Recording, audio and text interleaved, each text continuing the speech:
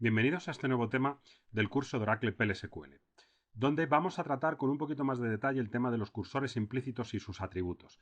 Ya hemos visto en el capítulo anterior que una simple select o un insert o un update puesto dentro de un beginEnd conforma lo que denominamos cursor implícito, es decir, que es el propio Oracle el que los gestiona, el que los abre, el que los cierra, etcétera, etcétera, etcétera. Por ejemplo, aquí tenemos una variable de tipo ejemplo nombre. Hacemos una select nombre en la variable de código igual a 1 y la visualizamos. Si lo ejecutamos, vemos pues, que nos sale el nombre de Antonio, que es el valor que tenemos dentro de la tabla. Ejemplos. Nos vamos aquí a datos y vemos que el código 1 es Antonio. ¿De acuerdo? Bien. Esto, por lo tanto, es un cursor implícito. Puedo manejar sus atributos, que como recordáis eran found, not found y row count. Por ejemplo, si aquí pongo dbms output putline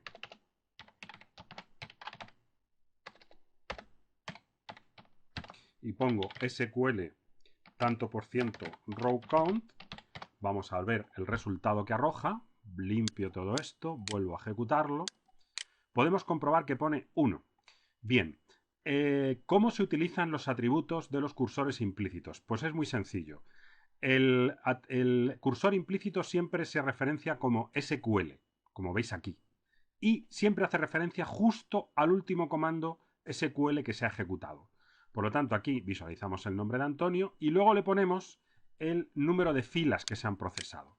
Vamos a hacer otro ejemplo. Vamos a hacer ahora un update. Ejemplo, set nombre igual a Pedro.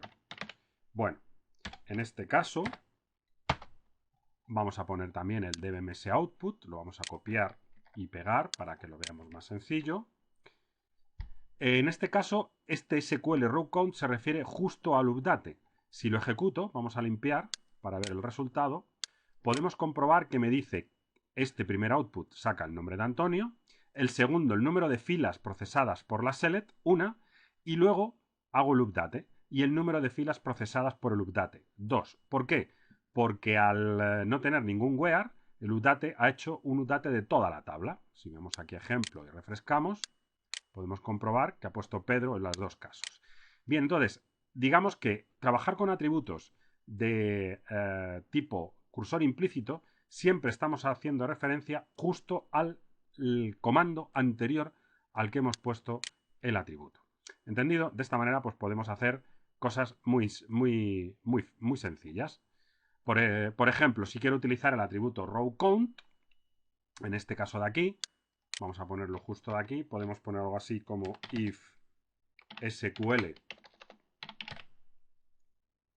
found then dbms output putline. Vamos a poner aquí, por ejemplo, hay una fila. ¿De acuerdo? Y terminamos el en if. Vamos a hacer un control F7 para ponerlo bonito. Y podemos comprobar, digamos, revisar un poco este código. Primero visualizamos el nombre, después visualizamos el número de filas recuperadas. Y fijaros, aquí estoy utilizando otro atributo, el SQL found.